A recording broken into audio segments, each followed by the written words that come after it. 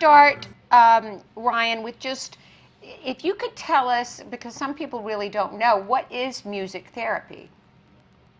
So I want you to imagine intentionally using music to help a child with autism connect and communicate with his peers, make eye contact, smile, and laugh with his or her peers as they're sitting around a gathering drum, all making music together.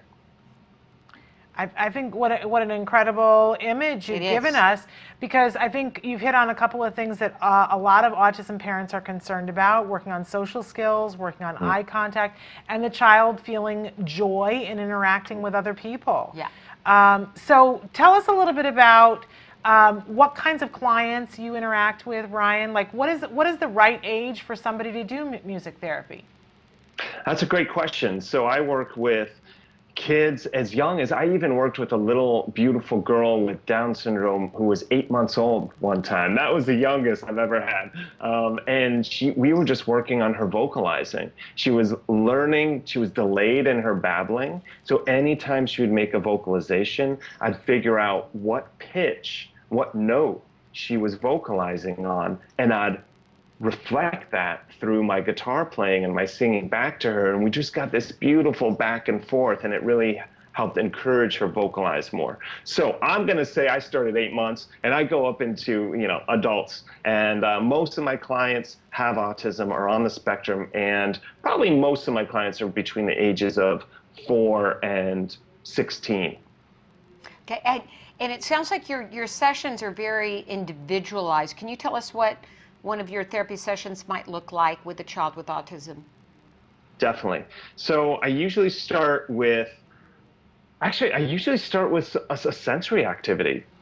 I've learned over the years that if you're going to work on developmental and therapeutic goals that are challenging for the client, you gotta focus on that sensory piece first. You have to make sure they have some sense of sensory regulation, that they're feeling grounded. So I always have some calming music at 60 beats per minute, which is the resting heart rate. I always have that music playing as they come in, and we might do something as simple as just blowing bubbles while listening to the music and really having them get settled down. I use very little language in the beginning, especially with my clients who are nonverbal. I don't want to overwhelm them by just talking at them and, oh, okay, now we're going to do this and now we're going to do this.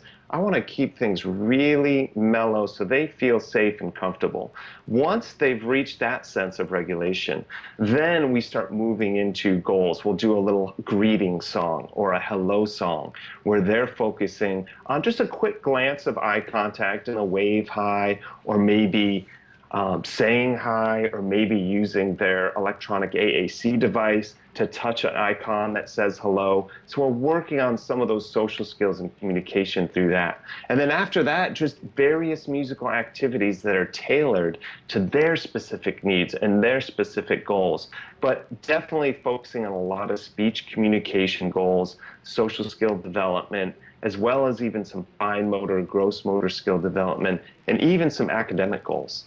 Yeah, I was reading that you use music therapy to teach some school subjects better. How would you do that? Give us an example.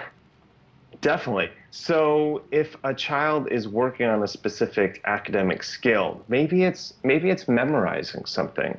Maybe it's memorizing certain sounds of some letters. Maybe they're working on phonetics, or maybe they're just simply working on their ABCs. Well, there you go. We all know that example. A, B, C, D, E, F, G, right? We learn the alphabet through music. So what I do is I take any other academic information and I'll create a song out of it. And I also do this with safety information too. I might create a song about someone's phone number or address. And this is depending on the client. If they're verbal, we're going to really work on that those things. If they're nonverbal, we're going to be really focusing more on the speech communication and more practical goals rather than a lot of the academic stuff. Does that make sense? Yeah, Makes total a lot sense. of sense. We're going to need to take a break in a second, but Ryan, before we go to break, we want to talk a little bit about your website because it's a wealth of information. In particular, you have a free video series on your website, which are the 10 great ways you can use music to help individuals with special needs.